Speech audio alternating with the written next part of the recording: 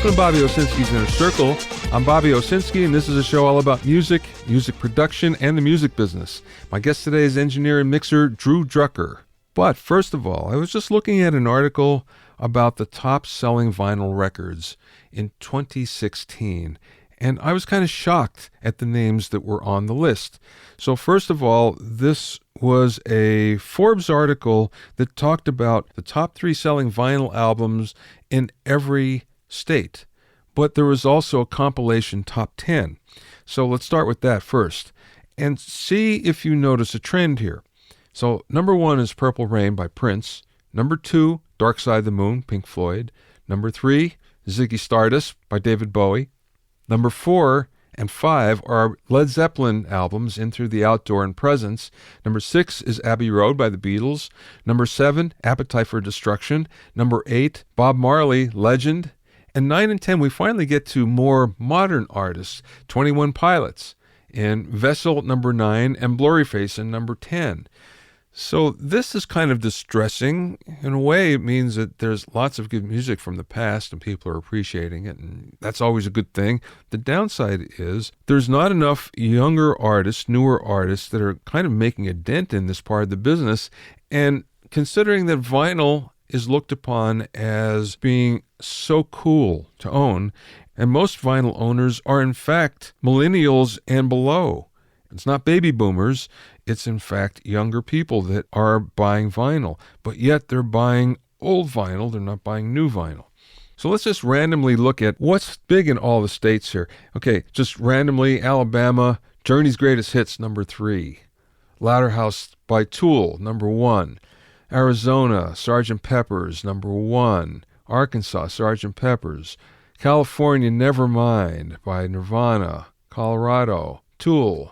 Connecticut is different. It's AM by Arctic Monkeys. That's kind of cool. But as we go along, I'm looking at every state, and for the most part, they're older records. What's going on? Marvin Gaye. Night at the Opera by Queen in Florida. Goat's Head Soup by the Rolling Stones in Georgia, and we can go on and on. Here's Paranoid by Black Sabbath in Illinois. Iowa, Jagged Little Pill, Alanis Morissette. And we go on and on and on.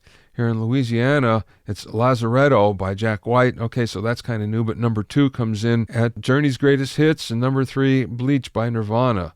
So you keep on looking at these, and it just doesn't make a lot of sense that there's no new artists for the most part. Mississippi Chronicle by Creedence Clearwater Revival. And we can go down the list and down the list. And it seems like everyone is releasing vinyl. My mastering engineer friends tell me that every time they master something, they also do a vinyl release as well. But yet, even though the major labels are putting this stuff out, it doesn't seem like people are buying it. They seem to be buying old titles. So I don't know what to make of that. In one way, it's cool because younger people of all ages, I should say, appreciate good music, and they know that music from that particular time period was actually pretty good. But in another way, it's very distressing that today's music isn't being held in the same esteem. If you have any questions or comments, you can send them to questions@bobbyownercircle.com. The 4th editions of my Mixing Engineer's Handbook, Recording Engineer's Handbook, and Mastering Engineer's Handbook are now available on Amazon and also coming to a bookstore near you. You can read excerpts and find out more details by going to bobbyowsinski.com. It's all one word, bobbyowsinski.com. Now, next thing I want to talk about is a pre-session checklist. Most of us have home studios these days, and they're for ourselves for the most part, but occasionally we're doing a session for somebody else. Even if it's a friend or a band that you know really well, there's still a lot of things that you have to learn for the session in order for it to go smoothly. The one thing I hate is going into a studio that's totally unprepared for my session. If that happens, I know there's 2 people to blame, and the first one is the studio manager or the owner of the studio for not calling and asking what the session was all about, but I'm also to blame for not calling and telling them. So these are some of the things that the studio should know before your recording session. First of all, what type of music is being recorded? Because it makes a difference between how loud it's going to be, how soft it's going to be. Is it going to be acoustic? Will there be baffles required? All those things center around the type of music. How many songs do you expect to record? If you expect to record a lot of songs in a shorter period of time, that approach is way different than it is if you're going to spend some time just on one song. Because what that means for the most part is you have to set it up almost like a live gig in order to make the songs go very fast. And also it's the approach, how quickly you're going to record and what you're going to accept and not accept is good enough. Who are the musicians? Because that might affect the setup. So it behooves the studio owner to know who the musicians are. If you know who some of the musicians are coming in, you already know what they like and how to set them up. Who's a producer if you're not talking to them already? Well, producer's important because, once again, there are certain preferences. You know certain producers work a certain way, like a certain setup. So the more you know about the producer, the more it tells you about the session. What time does a session begin? This seems like pretty elementary stuff, but the fact of the matter is, if someone says the session is starting at 1 p.m., what does that mean exactly? Does that mean the downbeat is going to be at 1 p.m., or does that mean that everyone arrives at 1 p.m.? Well, most pros know that that's the downbeat. However, if you get a young band coming in the studio, and if you tell them 1 p.m., they may think to just get there at 1 p.m., so you have to be crystal clear on that. How long do you expect the session to go? A lot of times we can't tell in advance, but usually you can get a feel for what people expect. I always tell everybody, look, 7-8 hours is enough for me. Beyond that, we may push it a little more, but not that much, because I've found that no matter how long you go, unless you're under a deadline, you absolutely have to get something out. The longer you go, things are actually going to get worse instead of better. So it's better off to cut things off at 7 hours or 8 hours and come back fresh the next day rather than actually slogging through it just to get some parts down that you might replace anyway. How many musicians will be playing at once? Well, that, of course, really makes a difference on the setup. If you're going to have a full band playing, it's way different than if you're just having a drummer coming in with a vocalist and a guitar player as accompaniment that you're going to replace later. So it really makes a big difference, and you should know that in advance in order to have that set up correctly. What's the instrumentation? Again, big difference between a four-piece that's all acoustic and a traditional four-piece rock band. So you really want to know that. If you just say, hey, there's 4 musicians coming in, that could mean just about anything. It could be, jazz musicians coming in with all acoustic stuff. So it's way different. So you got to know. How large is the drummer's kit? How many toms will he be using? I usually encourage drummers to really pare down their kit if they're used to playing a big one. And just come in with a couple of toms, a rack tom, a floor tom, and maybe 2 rack toms if you really think you need it. But for the most part, I much prefer a smaller kit. However, there are some drummers that really depend on their big kit. They have to have the humongous kit in order to get their sound or in order to do what they do. So you have to know about that because it really makes a difference in the available miking and what you can use, how you can use it, and what's available for everything else. Will a guitarist be using an acoustic or electric guitar? So again, it might be both, but you have to know that in advance. And what kind of amps are the guitar players and bass players using? Are they going to be using big Marshall stacks? Are they going to be using just small 15-watt pig-nose-like amplifiers? Are they going to be using just a pedal into the console going direct, which we're seeing more and more of, so you have to ask the question because it could be quite a variety of answers. Do the players expect to use the house gear? Are they bringing their own? Or do you have enough gear to actually accommodate them and accommodate them in a way that they really want to use what you have? How many cue mixes are required? Nowadays, everybody gets their own cue mix, and it's pretty easy to do that. Once upon a time, if you had 2, you're going pretty well. But today, everybody likes to have their own. That being said, just because they have their own, it doesn't necessarily mean they know how to set it up. So if you're the engineer, you better go set something up basic for them all first and then let them tweak from there if you want it to go quickly. Is the band going to be tracking to loops? So in other words, do you have to have the loops in advance to integrate them into the session so the drummer or the players can hear them as they play? Is there going to be a scratch vocal that's going to be tracked at the same time? Some bands don't need that. Most of them do. Once again, it's best if you do the best you can on a scratch vocal because you never know. It just might be the best performance you'll ever get. So I always make sure that it's as good as I can make it. and never intend on doing another one, even though it almost always happens, because you just never know. That may be the one that's the keeper. So this is just some of the information that should be transmitted between the producer or the leader of the session to the studio owner before the session begins, in order to make it run smoothly. Because if you don't communicate that information, you can find that it can cost you a few hours, and if you're paying for those hours, it might be a lot of dough out of your pocket. If you were going to show someone how to make it in the music business, you'd point to Drew Drucker as a perfect example. Drew graduated from recording school, then worked his way up in the business by starting as a runner and moving up the ladder thanks to hard work, paying his dues, and some really good timing. His client list includes some of hip-hop and R&B's biggest stars, including Wiz Khalifa, Juicy J, Travis Barker, Bruno Mars, and Be Real, among many others. I spoke with Drew via Skype from his home in Los Angeles. Tell me about your journey from LA recording school to where you are now, because I bet it's interesting. Well, I started at the LA Recording School when it was still called the Workshop. And while I was attending, it got bought out by Full Sail. So when I was there, it was only a 9-month program. I finished it in 11 months after like holidays and all that kind of stuff. That was breaks. And what it really gave me was opportunity to do internships. So I got 2 different internships, one at 4th Street Recording, Santa Monica, and one that's now called Nightbird Studios. It's in Hollywood, at Sunset Marquis. Used to just be called the studio at the Sunset Marquis. Yeah.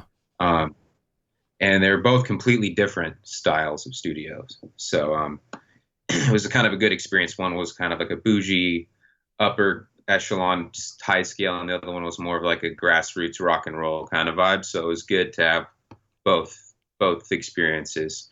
And then after that, I got a job running at Paramount Recording Studios, and they own American and Encore.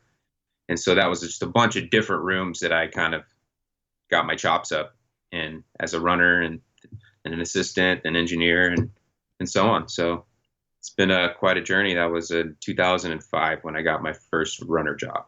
So quite a while ago. Yeah, you can think of it like that. Or you can think, wow, it was just yesterday. It doesn't seem that long. I guess it is. It doesn't seem that long ago. And I mean, I was 19 when I got the job at Paramount. I couldn't even go on alcohol runs.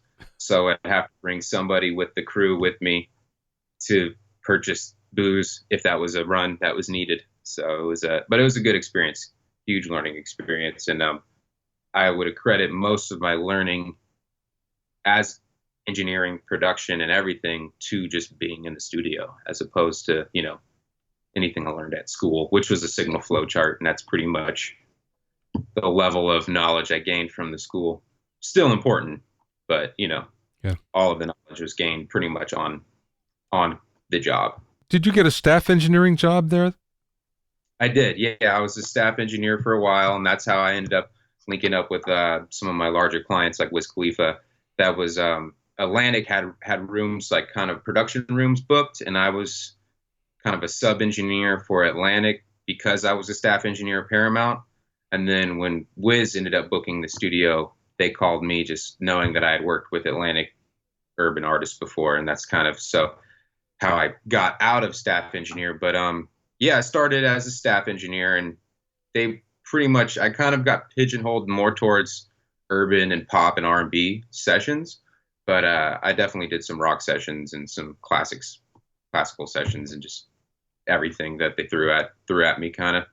Was your big break? I guess you could say that. Yeah, I had that's my big break into like becoming an independent, fully independent from the studio kind of situation. As a runner, what kind of got me off of the schedule was a session with Scott Storch. He was working with the Clips on a kind of like a group album they were doing. And they asked me to assist it, and I said, sure, of course. And 24 hours into the session, the main engineer kind of checked out. He's like, I'm leaving. The PO isn't covering any more overtime. It's just way too stressful. So he left.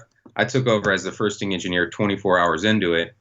And then 6-7 hours into that, Scott was like, I was just vibing with him, kind of, nodding my head, doing all that sort of thing. And he's like, you want to mix this record? Seems like you know what you're doing. I was like, sure.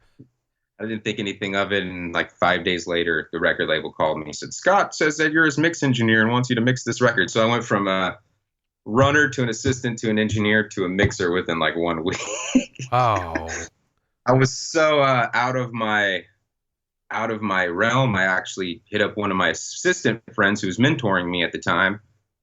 He had never had a mix credit either. And I was like, you want to help me mix this song? So we kind of co-mixed that song and both got our first mix credit. So that was what got me off of the runner schedule onto the engineering schedule though.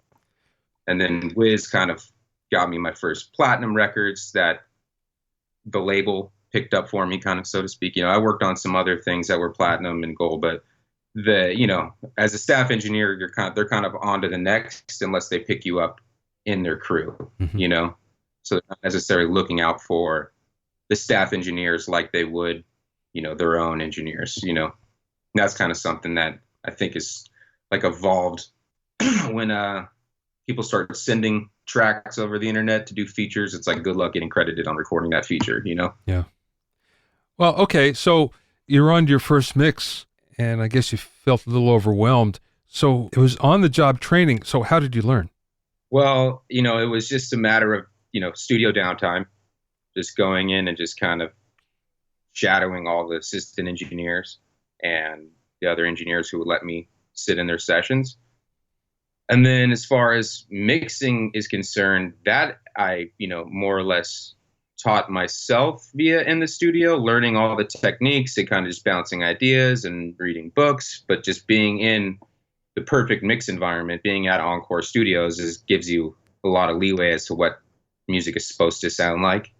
So referencing other good mixes, referencing records that were recorded and mixed at that studio that then went on to have huge success gave me a good like focal point of like, okay, my stuff needs to be this caliber, this much space, this much oomph. So mixing, I kind of just learned through trial and error at the studio.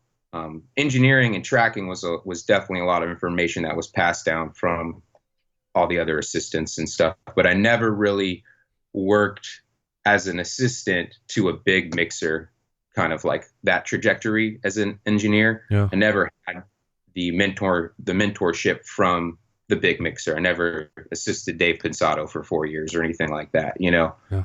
So a lot of the mixing techniques was stuff that I just kind of had to pick up along the way. But having that traditional background in the studio, getting to assist some big sessions that, full board automation sessions where they roll in 5 racks of cartridge, definitely gave me a good like understanding of how people use certain techniques, but it was more like passed down through the chain of command, because I'd be in another room and stuff like that. Was there an aha moment for you when you were learning how to mix, when you all of a sudden went, okay, I think I have this now. I think that was that little thing that I needed, and now I have it. Yeah, there's definitely a few moments, and when I started mixing some of the first rock projects, learning how to mix on urban music, that there was some aha moments real quick just on how to mix bass better and drums differently and stuff like that. And then, I'd say just starting to, really just figure out a way to get the drums going fast and then have the vocals sit perfectly with the kicks and snares and not fight. Because in rap music, it needs to have that super high energy from the drums and the bass, and then the vocals, the next most important thing, So that was just, being in the studio and just constantly just referencing other records that were how records were supposed to be. And then I'd say, in the beginning of when I started working with Wiz, cutting hundreds of songs and then having to rough mix those in 10, 15 minutes is kind of what made things click for me, like how to mix vocals really fast. And then the beats things kind of just came along. Mixing the music kind of just came along with it. And then I still am learning how to make everything better. So still learning new techniques, still implementing new technology, always trying to just stay one step ahead of the game. Yeah, yeah. You mentioned before about there is a difference between mixing urban and mixing rock, and there was a moment there when you figured that out. What did you figure out? Okay, so like mixing the bass guitar when I was first mixing that rock project about 10, 9, 10 years ago, it's like I was just trying to mix it real heavy, kind of how you would mix a sub bass or an 808 kick drum. And then I just started digging into it more, and then I was like, oh, you know what I usually would get rid of on a sub bass, around 400 to 3 to 400, 500 hertz, adding that on the rock bass is where it needed to be, where the bass needed to be. So that was kind of an aha moment. And then just spatialization with the drums, because, you're usually using static sounding samples with hip hop music, repeated over and over. Maybe there's some swing but most of the time there's not a whole lot of space in the drums. It's just a lot of mono sounds or fake stereo sounds, and so with urban and rock, rock drums, there's all this space from the room that it's important to tame that space. And then so learning between the two and then implementing the style of some of the urban stuff that I do into the rock stuff. That way it sounds unique too, and it has a different style. That way I'm not just mixing it like how a Metallica record was mixed, or, I try to like push the boundary of said genre by implementing mix techniques from both urban and rock into each other, without making rap rock by any means, but just like, how a drum break would sound in a hip hop record, figuring out, okay, this breakdown section, I'm going to filter the drums out to make it sound like it was a vinyl hip hop break. And then that's just like a 2-bar piece before a chorus drops, and then bring the full spectrum of the drums back in. Stuff like that. Filtering. There's a lot of filtering going on in urban music now, where you just take all the top end off a beat. That's just something that people don't do in rock music that much. Just completely put a pillow over it. But if you do that, that brings your music, that adds a whole nother dynamic to the rock song, And so I'm trying to, whenever I do rock music, I try to add a new modern dynamic that's not really like the normal approach for an engineer, or a normal approach for a rock song that just has 10 guitar stacks, Definitely trying to think outside the box and just using techniques from all genres to just implement it into one greater scheme. As you're telling me this, I'm thinking to myself, that would work really well for big stack guitars when you have a lot of guitars. And it's something that I never considered. I mean, you think about rolling off some of the low end because, you have some stuff down there that you really don't want sometimes, but you never think about pulling a lot of the top end off and stacking them that way, which it makes perfect sense. Yeah, and I mean, and you can definitely, and just for even automate, into the bridge section, just muffle it out, and it sounds like the music's coming through your neighbor's wall. And that's like a real popular thing to do in rap music right now, is to just muffle out the whole instrumental, and the chorus comes in real wet, real dreamy, and then a drop happens at the end of the chorus, boom, right back to the full spectrum. And so doing that type of automation that would be done in electronic, dance, hip hop, pop, R&B music, implementing that into rock music just helps bring another element to the table. And I think rock needs that, Yeah. Not a whole lot has changed. If you go to NAMM, it's like the same things. Rock music is not pushing the boundary of technology like it once was. So that's kind of what I like to do, is just push the boundaries of technology, push the boundaries of my computer. If I have analog stuff I can work with, if I have the time and the luxury, I'll put it through a whole guitar pedal, whole pedal board, whatever, take it out of the box and then implement the new effects. But, sometimes in urban music, it's about the timing. So it's like there's artists nowadays that do EP in 4 days and put out hundreds of songs a year. It's crazy. So keeping up with that and trying to mix completely traditional is not always the safest bet, I actually love that, because when I first started, everything was quick. It wasn't necessarily because we wanted it that way, but it was because you didn't have all the technology to deal with, and you had a limited number of tracks, so there wasn't all that much to do. But it just meant that you never got bored, because or you never got into something that was way, way, way drawn out because technology kind of limited all that, you know? That was cool. But I'm glad it's coming back to that. That's very cool. Oh, it definitely is. And I think it's not the technology, it's more of the budget, you know? Yeah. So people, instead of working on, one album in a month, they can work on two mixtapes and an EP and there's a lot of collaboration going on where, a couple of my clients, they collaborate together on an EP, not really a group, but like, their own branding together, like on one project. And that just is, keeps both brands going and keeps their music relevant without having to dilute their singular brand, Yeah.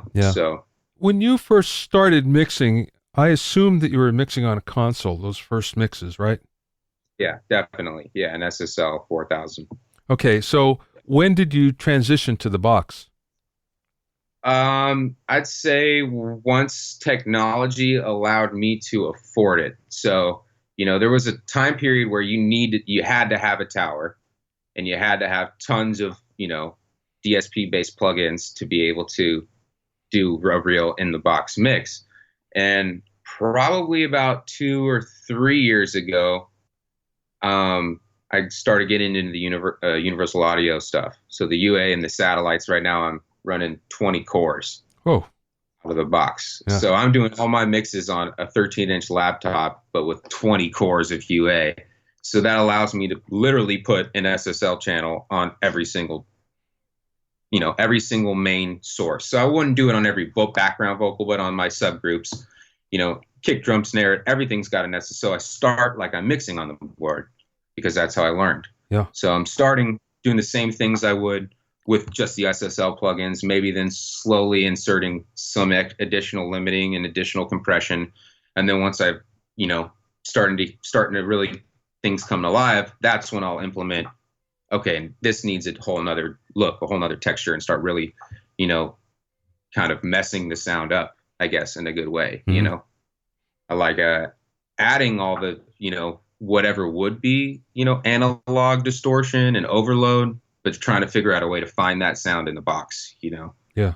It's kind of like, what I like to do, experimenting, just nothing that can quite compare to just the workflow of having them spread out on a desk. Yeah. But then my clients will be in a business meeting when I need a mix approval, and then that's just it's not an efficient way to work, Yeah. So if I had my own desk in my own room where I could just leave chain set up, and then kind of use the board as a summing with some additional analog features going on, then I probably would.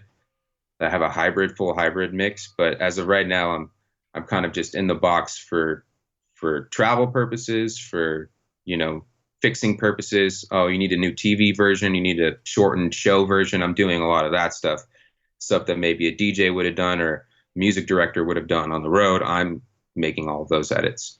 So Okay. I had to pull up something that was done 4 months ago because they have a new show that they're doing and they're getting a special guest feature for that show. So it's like, okay, I need to make a new version. Put it on Dropbox. Here's the link, Yeah. A lot of that going on. So what's your setup like then? You mentioned you have a bunch of satellites. Do you have like an Apollo or something as well? Apollo 16. I have a Dangerous Monitor ST. I'm using ProAx 100s, and then I got a matching sub using a Bryston for that, and then also NS10s. So those are my main mix monitors. I do have some Fostex 6301Bs for just testing, And as far as analog stuff, for mixing, I have 2 distressors, a Fatso.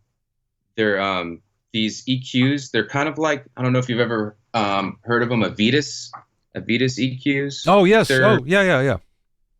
They're real nice. They're kind of like a 550, but have much more top end. They go all the way up to like 24 kilohertz. So add some cool textures with that. And then I have a purple 1177, an LA4A, and some standard audio levelers. Then I have a whole pedal board full of effects that I occasionally reamp things through. try to just bring some other new textures to different things. But that's only when I have the luxury of time.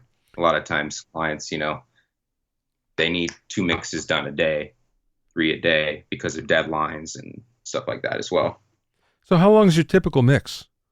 To mix? Yeah.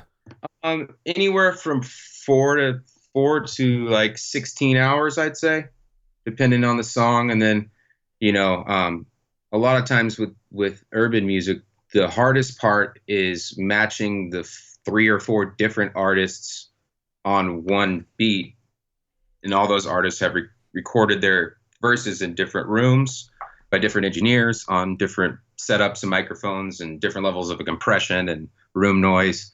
That's one of the most challenging parts. So that's sometimes with urban music, that's what takes the longest, is getting that chorus texture, getting the different verses to match and sit well with each other if I didn't record them all. If I recorded them all, I can kind of just pop them in, do what I normally do, and it all comes kind of quickly. But if another engineer who's, or the artist themselves recorded it in their bedroom, which is a lot of times the case, it's getting their vocal to match the quality of the artist's vocal that I recorded in the big studio is the challenge, So that sometimes that takes some reamping, putting it through some extra analog gear, sending it through a same chain that I would have recorded it on. Yeah. Then doing my in the box mixing, so it just totally depends. But urban music can come together really fast if you have a good production and a good recording.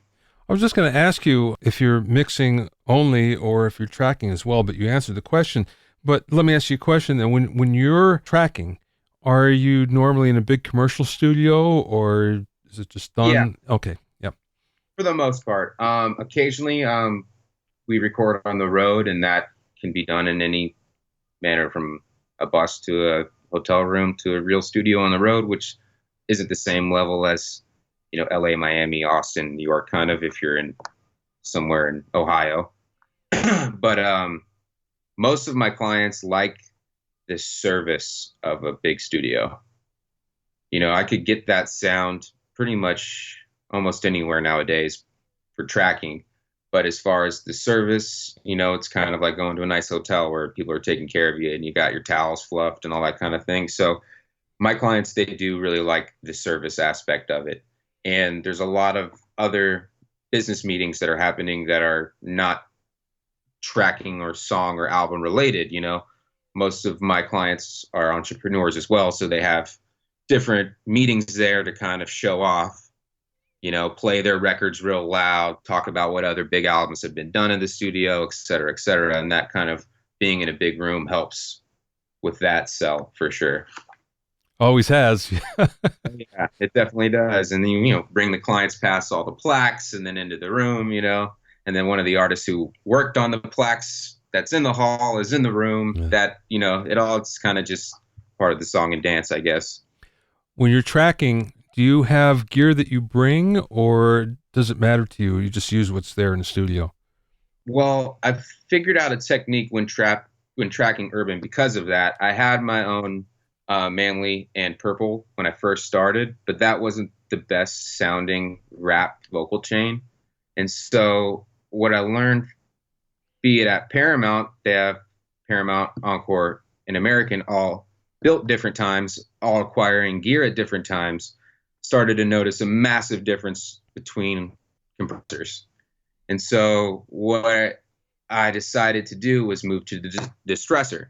At the time, distressors were 5 years old or something like that, at the oldest, at least the ones in all the studios. And so every distressor pretty much, now they're starting to sound a little different because of wear and tear from room to room as I go. But at the time when I moved over to distressor, every single one to me sounded relatively the same. Mm-hmm. And so I would just go Neve to distressor in whatever said room I was in. And I trusted Paramount's tech at the time. And all the Neves were constantly being serviced or constantly, being looked after because I was one of the main things being used in the room, especially in a pop and R&B session, doing vocals. You just need the nice mic pre to work mostly. So that's kind of where I implemented. And then I ended up buying my own distressors, and I'll bring those to a session if I'm in a studio where I don't necessarily know what's there or trust the room, I will bring my own vocal chain. But I'll bring a Manley mic pre instead of a Neve. Hmm. But I'll use either a 1073 or, just kind of. I like the 1073, but Manley sounds good too. It just depends on what I'm working on as well. Rap, I try to keep it relatively similar because I've noticed we'll do first verse in Studio A at Paramount and, do the second verse at Studio B at American 2 weeks later, and then do the cleans at Record Plant. Mm. So in order to like, figure out a way to do that, I decided to move to Neve to Distressor. That seemed to give me the closest, easily dialable. I could just dial it in, match the tone, and move to the next. Yeah, got it. How about microphones? Do you bring your own mics, or do you rent them in, or how does that work? Yeah, so for a couple of my clients, I had them purchase their own mics, so it's their microphone, and they'll bring them to the session from time to time. I prefer a Telefunken 251. I actually like the the new Telefunken USA one because for rap music, cleanliness to me is more important than the warmth and the extra character of a vintage mic. Hmm. And I noticed some of the vintage rental 251s in LA are just kind of haggard from being rented and have a lot of noise and have a lot of, top end sibilance issues. So I really do like the Telefunken USA 251. And if there's, nothing, no tube mics around, I'll go to a U87 for a rap vocal. But I definitely like the 251 the most. C100's okay too, depending on the artist. If you have a really sibilant artist, that's not the best mic because just picking up every S Yeah. and every T so precisely, which can be good or bad. So I definitely like the 251. It helps just round things out a little bit. 67 is also great for rap vocals, though. As we speak, David Bach from Bach Audio was on my Okay. podcast, and he builds some really nice clones, and he's really a microphone guru. He learned how to speak German just so he can read the old Neumann manuals, so that's how into it he is, yeah. But Okay. I asked him, I said, okay, so how did you figure out which is the best sounding 251? Because they all sound different for the most part. Yeah. And he said he went out and he got 9 of them from all the rental companies and went through all of them and figured out which were the best ones, which were modified, which weren't, and then did it like that. Wow. And I thought, well, that's the only way you can do it because they're all different. Every time you get one, it can't really depend on it sounding the way you expect. Yeah, it's kind of like that was the problem I ran into with the 1176 when I moved to the Distressor. It's just like, wow, these all sound completely different. And if I were to pull up my settings from compressor from Studio A versus compressor from Studio B in the same building, completely different sound. Yeah. So, and mics are definitely the same way. And that's why I like the Telefunken USA because it's just a little bit closer And from mic to mic. they're new, You know? yeah, so they don't have Yeah, a chance to get old. Okay, exactly. what's your favorite plugin? Singular plugin. Yeah, yeah. Well, Is there one that you always use no matter what? yeah, the SSL channel, Universal Audio SSL channel would be, I use it on every piece of every instrument that is by itself. I put one on at least. And so that's definitely one of my favorite plugins. And then I guess one of my second favorite plugins would be the Oxford Limiter. Hmm. Just helps, just they're the enhance that does something to the harmonics. I'm not really sure exactly what's happening there, but some of the harmonics that happens on the Oxford Limiter is just incredible. And then another plugin I guess I couldn't live without is the Thermonic Culture Vulture. Yeah. Universal Audio that does adds just a crazy warmth, and you can take it real extreme distortion or just subtle, and then there's a nice there's mixing and there's filtering on it, so it's like you can really dial in your like an analog overload with that, put that on my drum bus, put that on a music bus. So I couldn't really mix as quick without that thing for sure. It does a lot to the drums. How about your mix bus? Are there plugins that you always use? Yeah, definitely. So SSL, stereo bus compressor. I've been using the Manly um, stereo mastering EQ, the Oh, Universal Audio. massive passive. Sounds Yeah. massive passive. Yeah, that sounds really good. Helps a lot with giving kind of like that GML top end Yeah. that I learned how to like boost just the air on, so I could kind of do a little bit of that. It's not quite as pronounced as a GML, but it definitely helps. And then just kind of I can get rid of some muddiness, and just it's a great plugin. Um, as far as I've been using the Shadow Hills mastering compressor too, but dialing that in is a whole nother beast, so I'm still really like learning the intricacies on that one. um yeah, so I guess the main compressor would be the SSL one, and then I like to add some final limiting too, just to kind of glue everything in. And I'll use the Universal Audio P1, I think it's called. It's just a basic limiter. It's kind of like an L2, like a Oh, brick wall the limiter. the precision limiter. Yeah, right. Precision limiter, yes. My So favorite too. yeah, it sounds incredible. So that's shit. That's just to kind of add that final, just glue, make sure no transients are hitting too hard, stuff like that. So I'm not hitting it too hard by any means, but it's definitely helps just glue everything together. How about effects? Are you a reverb guy or a delay guy or both? Because some people kind of Oh, lean one way or the other. oh no, I'm heavy on both, extremely heavy on both. So my reverb, I'll have at least three or four, sometimes even five reverb and returns. So, I'll have a plate. I use the EMT plate in the Universal Audio, and I'll have like a room. Then I'll have a spring, and I do a lot with the spring. I do a lot of reverb throws to the spring. So, on in rap, for example, at the end of each rhyme stanza, they'll say a word and then the rhyme word, and that will hit again every, two to four, one bar, whatever. I'll hit those stanzas with the reverb throw, and that kind of just helps add some excitement and jumps and helps the vocal jump out a little bit. Or I'll just, on the rap stacks, when they're stacking those words, those emphasis words, I'll just drown those out in some spring reverb instead of putting a lot of reverb on the lead. And that helps just add some contrast and some space to the vocal. And then with the delays, I'll have a half note, a quarter note, and an eighth note, usually H delay Uh-huh. waves.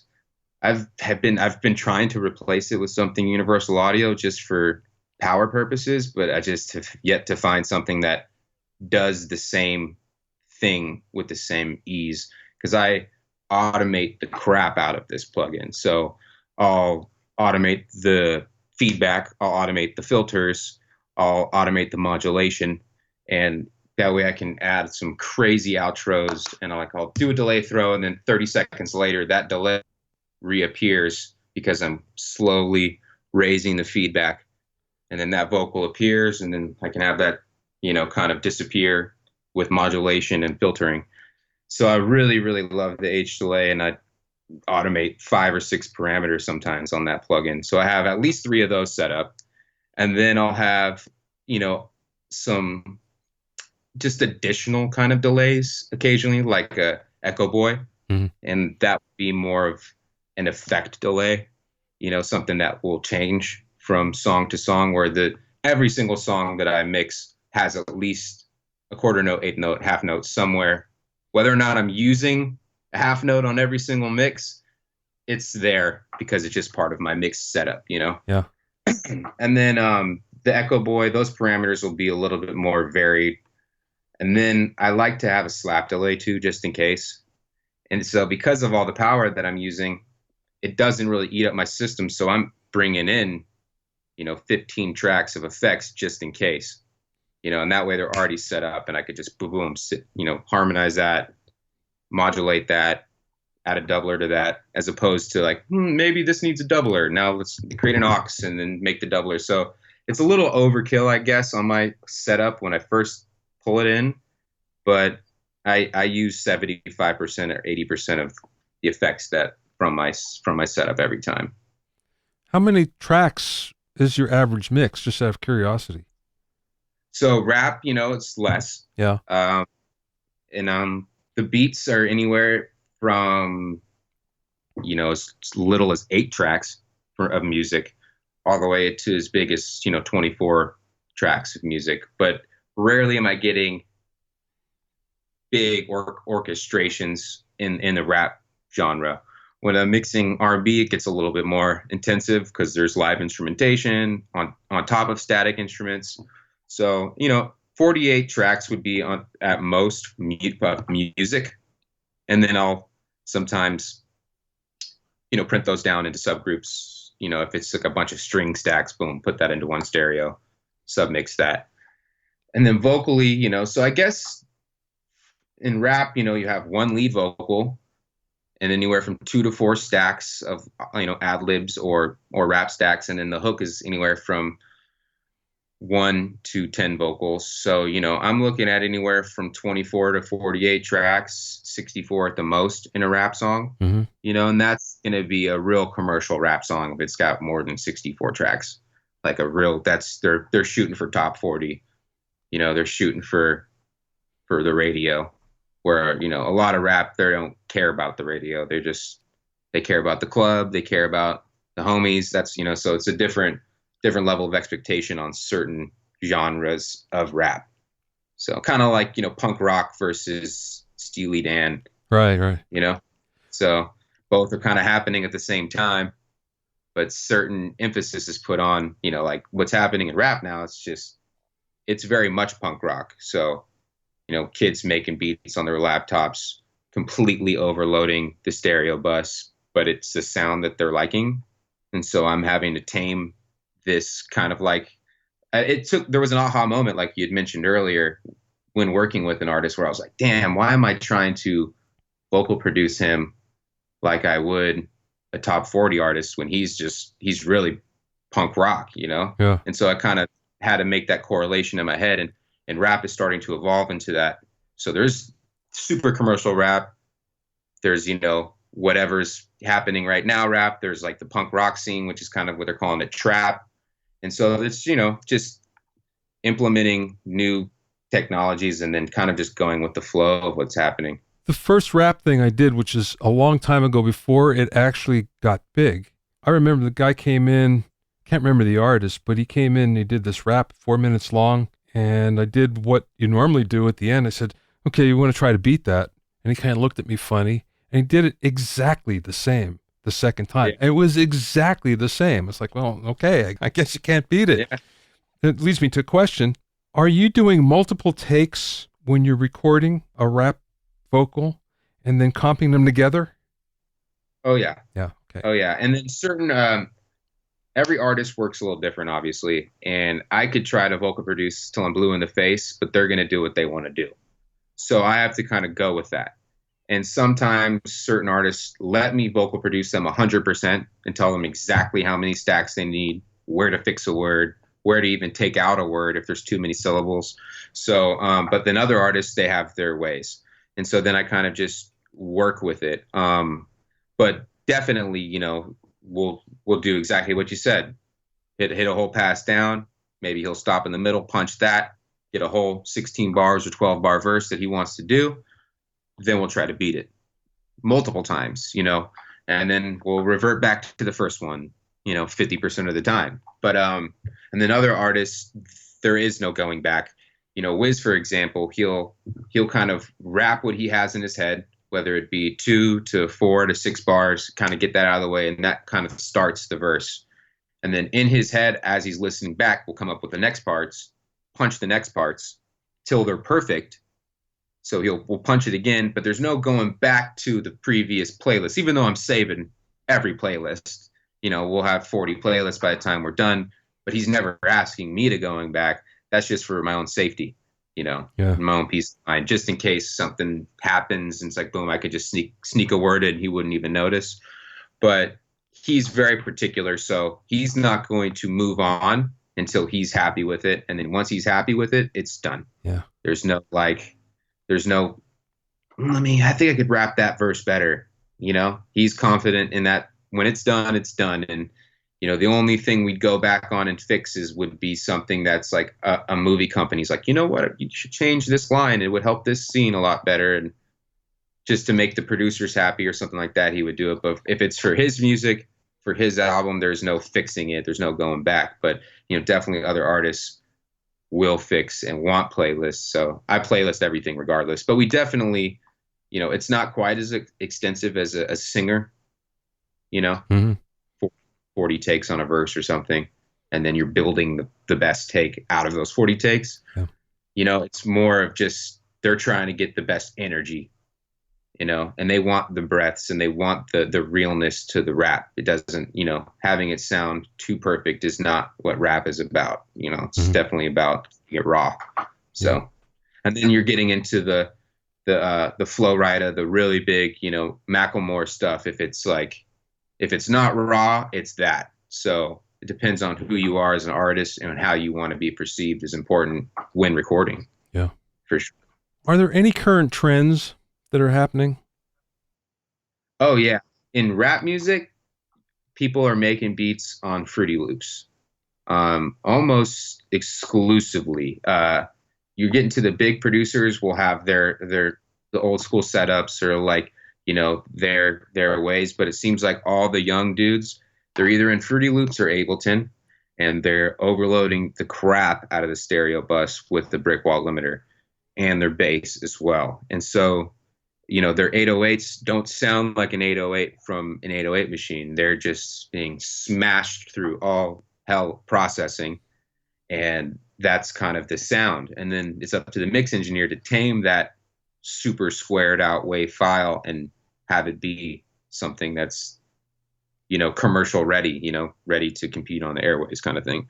But that's like the sound. So that's why I mentioned the punk rock thing, kind of completely overloading their amps, messing what's technically not right is what's making the genre. Yeah. So it's like those full on happy accidents or just, the lack of knowledge of like the traditional knowledge, which would lead people to not do something. They're doing that, and that's creating a whole new sound. So which is kind of interesting. Yeah. Okay. Last question, Drew. Mm-hmm. What is the best piece of business advice that you either learned along the way or maybe somebody imparted to you? The best piece of advice, I guess, would be to just never stop learning. First off, you always want to keep learning and staying up with the technology and staying up with just new everything. Because the technology, I think Brian Eno said this, the technology is the sound of the generation. So if you listen to each decade, it changes with the technology, not with the people. So the artists themselves move from decade to decade, changing with the technology. And even Kanye West is a good example of that. Obviously, like there's, a more apparent rock and roll from the 60s to the 70s to the 80s. That's a huge difference. But even Kanye West started out making beats on MPCs and ASRs. Now he's implementing new technology. So I think constantly learning and constantly wanting to be on the forefront is, the business advice that I would give is just never stop learning, always be a student, and, just always trying to push the envelope of what is currently happening instead of just falling in tow with what's happening. Take that and then push it further, push it past, and try to just, create something new and create something that'll last the test of time. If you want to find out more about Drew, go to drewdrucker.com, DREWDRUCKER, all one word, drewdrucker.com. Thanks for listening and being in my inner circle. Remember, if you have any questions or comments, you can send them to questions@BobbyOInnerCircle.com. To listen to other episodes of Bobby Owsinski's Inner Circle, go to BobbyOwsinski.com and select the podcast tab, or you can go to BobbyOInnerCircle.com, or you can find it on iTunes, Stitcher, Mixcloud, and Google Play. At BobbyOwsinski.com and BobbyOInnerCircle.com, you'll also find a sign-up form for my newsletter and for alerts for new podcasts. This is Bobby Owsinski. I will see you next time.